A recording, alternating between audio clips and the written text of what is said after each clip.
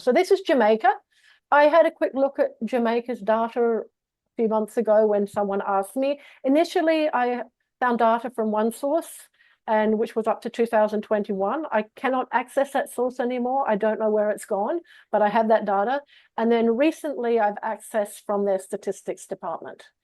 So I have from two different sources.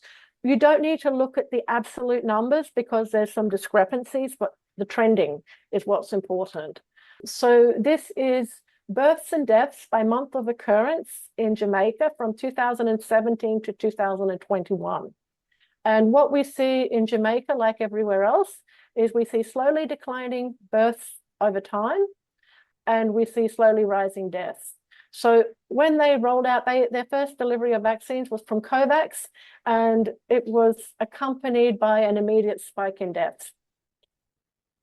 And then we see another spike in deaths as they roll out to more of the population. We didn't see an immediate drop in their births in 2021. But remember, we said that the birth drop tends to have a delay because of 9 months for a pregnancy to happen. And Jamaica only had about 20% uptake of vaccines, so they didn't have a high uptake. Yeah, I'm curious too, because I was doing a little preamble look at this before we had a chance to meet. And yeah, I noticed that, the report is that Jamaica had a much lower uptake of the injections. And I wondered if, what was the relative uptake among pregnant women? I could see the potential that a cautious population would be more cautious. And perhaps, we might not see as much impact on birth in Jamaica, but I guess it's going to take more time to tell. Well, I will show you the next slide, but the deaths in Jamaica in 2021 rose by 31% compared to Massive.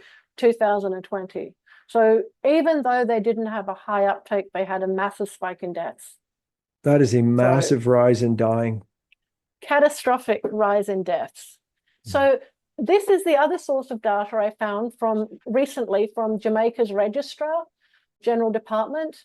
And this is now showing since 2019 to end of 2024 births and deaths. And what we see is declining births. But 2022, the births went down, but look at the births are collapsing in 2023 and 2024. And the deaths, you see, the COVAX delivery, the general rollout, and you see that the deaths are also elevated. So for this pattern, when so few of the population were vaccinated, I wonder about shedding and transmittal.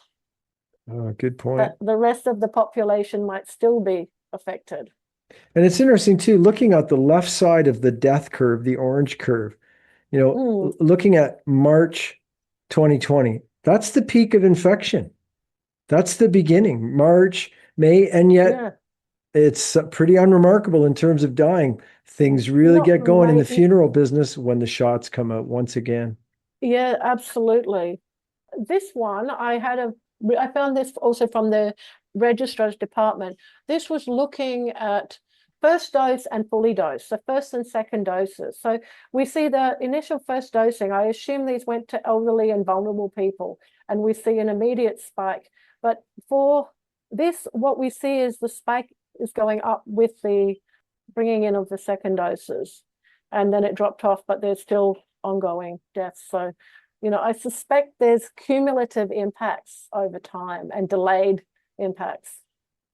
Yeah, and that makes sense not only in terms of just health deterioration like microvascular clotting, immune deficiency. So people are less healthy, they're more vulnerable. But again, like Dr. Chetty, Dr. Cahill, and others pointed out, one shot primes your system, so the next shot you can have an even more dramatic inflammatory clotting response.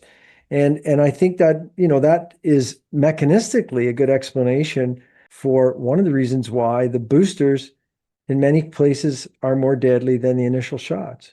Yeah, there were not many boosters in Jamaica, and people might ask why we see a big spike in excess deaths early with the second doses, but I think this may be related that they prioritize elderly and vulnerable. And as they started injecting the entire population who were willing, they're injecting healthy people. And those people have more resilience not to die when they are injected.